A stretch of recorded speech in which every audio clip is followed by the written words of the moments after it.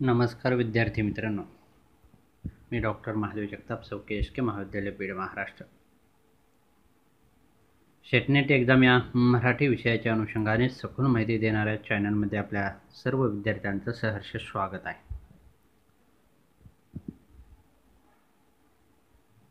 विद्यार्थी मित्रांनो, आपण मागील काही व्हिडिओच्या माध्यमातून प्रश्नपत्रिका सोडवत असताना प्रश्नपत्रिकेचे उत्तर स्पष्टीकरणासह पाहत आहोत. यामध्ये आपण जो दुसरा प्रश्न या ठिकाणी अभ्यासासाठी घेतला होता त्यावरच आपण 2-3 व्हिडिओ बारकाईने अभ्यास करण्याच्या दृष्टिकोनातून हे व्हिडिओ या ठिकाणी मी बनवत आहे. आपला प्रश्न होता की पुढीलपैकी कोणत्या दृष्टिकोनातून पूर्वीपासून वाङ्मय इतिहास लिहिला जात होता. त्याचं उत्तर होतं ते म्हणजेच व्यक्तिकेंद्री. आणि त्यातील पहिला पर्याय जो होता तो म्हणजे स्त्रीवादी, दुसरा होता व्यक्तिकेंद्री, तिसरा होता मार्क्सवादी आणि चौथा होता विद्रोही. आता स्त्रीवादी या मुद्द्याचं स्पष्टीकरण आपण 2 आणि हा तिसऱ्या व्हिडिओच्या माध्यमातून पाहणार आहोत. विद्यार्थी मित्रांनो, या ठिकाणी आपल्याला वेळ लागू द्या, परंतु ज्या वेळेस आपण अशा पद्धतीने अभ्यास करू नक्कीच येणाऱ्या कालावधीमध्ये तुमचा अभ्यास हा परिपूर्ण असेल आणि नक्की तुमचा येणाऱ्या कालावधीमध्ये तुमचे जे काही सेट आणि नेटचा रिझल्ट आहे तोही तुमच्या हातात असेल. या ठिकाणी आपण स्त्रीवादी ज्या लेखिका पाहत होतो त्याच्यामध्ये आपण अनुराधा पाटील, रजनी परुळेकर, मल्लिका अमरशेख, प्रभा गणोरकर, अरुणा डेरे, नीरजा, प्रज्ञा लोखंडे, कविता महाजन, आसावरी काकडे, सिसिलिया कारवालू या ज्या काही लेखिका आहेत, या कवयित्री आहेत, यांच्या कवितेच्या माध्यमातून स्त्रीवादी कविता कशा पद्धतीने लिहिल्या त्यांचा एकूणच अभ्यास या ठिकाणी आपण करत आहोत. या ठिकाणी रजनी परुळेकर यांचा या ठिकाणी स्पष्टीकरणात्मक उल्लेख ती एकूणच स्त्रीवादी दृष्टिकोनातून विचार करता यांचा दीर्घ कविता हा जो काही पहिला कविता संग्रह आहे या स्त्रीवादी कवितेच्या बाबतीत किंवा स्त्रीवादी साहित्याच्या बाबतीत हा कविता संग्रह अतिशय महत्त्वाचा आहे. एकूणच दाबून ठेवलेल्या अनुभूतीचे स्तर, हिंस्र प्रतिमा विश्व, आक्रमक विद्रूप भयावह जाणीवा, मुख्यतः मानवी संबंधाची विरूपे प्रकट करणारी त्यांची कविता आहे. गुदमरून टाकणारी अवस्था त्यांच्या कवितेतून व्यक्त होताना आपल्याला दिसून येते. यामध्ये त्या लिहितात की आकसाची कठोर मुळं घोरपडीच्या नखाप्रमाणे मनामनाच्या खबदाडात घट्ट ऋतून बसलेली. आता या ठिकाणी या ज्या काही ओळी दिलेल्या आहेत या ओळी मी मुद्दामहून या ठिकाणी दिलेल्या आहेत. त्याचं कारण असं, कारण कवितेच्या माध्यमातूनही बऱ्याच वेळेस प्रश्न विचारला जातो की वरीलपैकी कवितेची रचना कोणाची आहे किंवा कविता कोणाची आहे, अशा पद्धतीचेही प्रश्न बऱ्याच वेळेस विचारले जातात. एकूणच एकट्या स्त्रीला पुरुषाच्या जगात वावरतानाचे दाहक अनुभव परुळेकरांच्या कवितातून प्रकट होतात. आता या ठिकाणी प्रश्न विचारत असताना अशा पद्धतीचाही विचारले जाऊ शकतो की खालीलपैकी रजनी परुळेकर यांच्या कवितेचे खालीलपैकी कोणते वैशिष्ट्य आहे. तर एकट्या स्त्रीला पुरुषाच्या जगात वावरतानाचे दाहक अनुभव हे परुळेकरांच्या कवितेतून प्रकट होतात किंवा परुळेकरांच्या कवितेचे वैशिष्ट्य सांगतायत. एकूणच निद्राहीन रात्रीच्या कठोर कातळावर हा नीरजा यांनी संपादित केलेला त्यांच्या कवितांचा संग्रह. त्यानंतर स्वीकार हा रजनीताई परुळेकरांचा कविता संग्रह. चित्र, पुन्हा दीर्घ कविता आदी कविता संग्रह त्यांचे प्रकाशित आहेत. दीर्घ कविता हा 1985 साली प्रकाशित झालेला त्यांचा कविता संग्रह. काही दीर्घ कविता 1993 साली प्रकाशित झालेला कविता संग्रह. स्वीकार हा 1993 साली प्रकाशित झालेला, तर चित्र 1996 साली प्रकाशित झालेला कविता संग्रह आहे. आणि पुन्हा दीर्घ कविता इत्यादी कविता संग्रह रजनी परुळेकर यांच्या नावावर असलेले आपल्याला सांगता येतात. आता या ठिकाणी विद्यार्थी मित्रांनो एक लक्षात ठेवा, दीर्घ कविता त्यांचं इसवी सन, काही दीर्घ कविता त्याचं इसवी सन, स्वीकार त्याचं इसवी सन, चित्र त्याचं इसवी सन, पुन्हा दीर्घ कविता त्याचं इसवी सन, अशा पद्धतीचा हा अभ्यास आहे. कारण जोड्या लावा अशा पद्धतीचा प्रश्न विचारला असता. कालखंड आणि कविता संग्रह अशा पद्धतीचाही बऱ्याच वेळेस प्रश्न विचारलेले आहेत. त्याच्या पलीकडे जाऊन अशा पद्धतीचेही प्रश्न विचारले जातात की खालीलपैकी कविता संग्रहाचा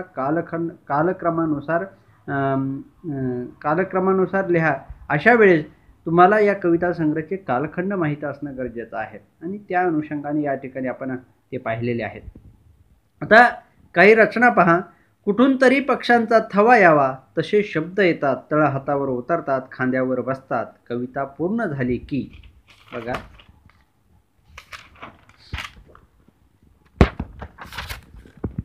बहरून येतो जीव, जणू आपण एक हिरवेगार सळसळणारे झाड आलो आहोत आणि आपल्या फांद्यांशी ते पक्षी किलबिलत आहेत। ही स्वीकार या कविता संग्रहातील रजनी परुळेकर यांची कुठून तरी या शीर्षकाखालील ही कविता आहे।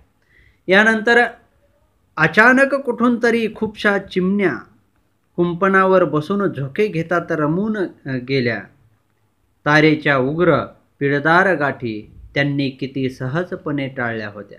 अशा पद्धतीच्या ही रचना रजनी परुळेकर यांच्या कविता संग्रहामध्ये येतात। विद्यार्थी मित्रांनो, आपण अनुराधा पाटील याच्यानंतर ज्या काही कवयित्री पाहणार आहोत स्त्रीवादी दृष्टिकोनातून, त्यांचंही लिखाण महत्त्वाचं आहे आणि विशेषतः 2019चा कदाचित अजूनही हा जो काही कविता संग्रह आहे त्यांचा 2017 साली प्रकाशित झालेला, परंतु 2019ला याला साहित्य अकादमीचा पुरस्कार मिळालेला आहे आणि त्या दृष्टीने ह्याचे काही मुळात मराठवाड्यातील कवयित्री अनुराधा पाटील यांच्या नावावर दिगंत, तरीही, दिवसेंदिवस, वाळूच्या पात्रात मांडलेला खेळ, कदाचित अजूनही हे कविता संग्रह आहेत। नवसाला पावली डॉक्टरीन हा त्यांचा कथासंग्रह प्रकाशित आहे आणि कदाचित अजूनही या कविता संग्रहाला 2019चा साहित्य अकादमी पुरस्कार मिळालेला आहे। स्त्रीचा शोकात्म जीवन प्रत्यय आपल्या कवितेतून त्या व्यक्त करताना आपल्याला दिसून येतात।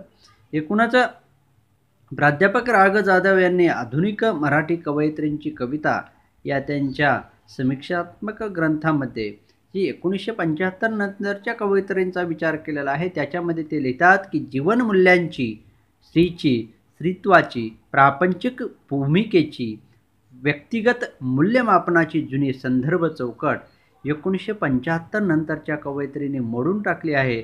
त्यामध्ये अनुराधा पाटील यांचा सुद्धा त्यांना विचार केलेला आहे।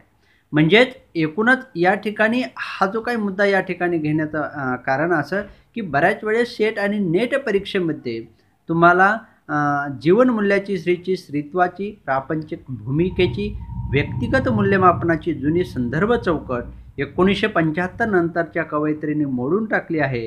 हे मत खालीलपैकी कोणत्या अभ्यासकांनी, कोणत्या समीक्षकांनी मांडले आहे, कोणत्या ग्रंथात मांडले आहे, अशा पद्धतीचे प्रश्न बऱ्याच वेळेस विचारले आहेत आणि त्या दृष्टिकोनातून या ठिकाणी मी हे विधान या ठिकाणी घेतलेलं आहे आणि त्या दृष्टीने ते महत्त्वाचंही आहे। यानंतर अनुराधा पाटील यांचे जे काही कविता संग्रह आहे त्यांचा कालखंड एकूण पाहत असताना अनुराधा पाटील यांचा हा जो काही दिगंत नावाचा जो काही कविता संग्रह आहे तो 1981 मध्ये प्रकाशित झाला। तरीही हा 1985, दिवसेंदिवस हा 1992, वाळूच्या पात्रात मांडलेला खेळ आणि कदाचित अजूनही हे दोन्ही कविता संग्रह 2017 साली प्रकाशित झालेले। आता हे कविता संग्रह असतानाच कदाचित अजूनही या कविता संग्रहात एकूण 51 कविता आहेत। विद्यार्थी मित्रांनो, त्यांच्या कवितांचा काही आणि विशेषतः कदाचित अजूनही हा जो काही कविता संग्रह आहे आणि ज्याला की मराठी साहित्य अकादमीचा पुरस्कार मिळालेला आहे, त्या कविता संग्रहातले काही महत्त्वाचे असे काही कवितेच्या ओळी या ठिकाणी आपल्याला पाहता येतील, ज्याच्यामध्ये भुकेला लाज नसते आणि बाईच्या चांबड्याला जात म्हणत तू वावरलीस मुकाट, गाईच्या करुण डोळ्यांनी हयातभर जिथे चुलीतल्या जाळाच्या उजेड्यात दिसेल तेवढंच तुझं जग होतं, वावरतेस जीव मुठीत धरून जगावं लागणारा या जगात मुकाट्यानं, निदान उद्याच्या दिवसावर तरी पडलेली नसो कोणत्याच पुरुषाची सावली, न घरच्या ना दारच्या, शिकवतीला प पाण्याचा आणि भ भाकरीचा असला तरी भूक आणि भय यांना सामोर जाण्याची रीत